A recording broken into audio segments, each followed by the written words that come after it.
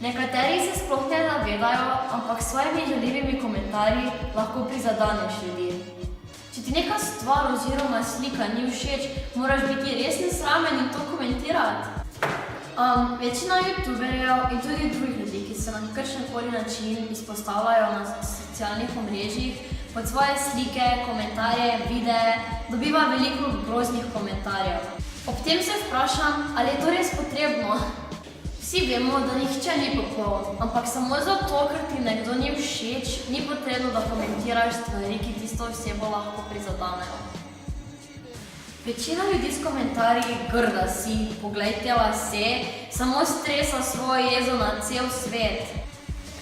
Ja, pač se poznam mnenje večine od vas, ne? Na internetu si lahko anonimen, lahko komentiraš karkoli hočeš, lahko streseš svojo jezo na cel svet. Pač ja, ne, vem, internet je grozna stvar, kjer lahko komentiraš pač vse, kar se ti zazdi, pa si ne moreš s tem narediti problemov, ne? Pa lahko komentiraš take stvari, ko jih v živo, recimo, sploh reko ne bi. In ja, s tem si rečem, imate prav, internet je res grozen, poln nesramnih stvari, ampak bi lahko bili vsi vsaj malo bolj prijazni.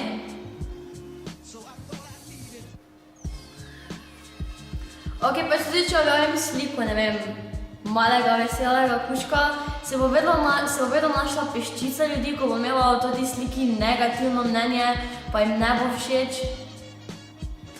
Pač ob tem se vprašam, ali tudi v resničnem življenju toliko negativnih ljudi, pa toliko ljudi, ko imajo nesramen pa negativen pogled na vse.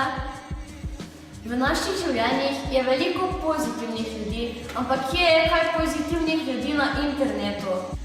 No pač v tem videu sem vam pripovedovala o prijavnosti na internetu, zato bi za konec samo še ponovili vse nasvete.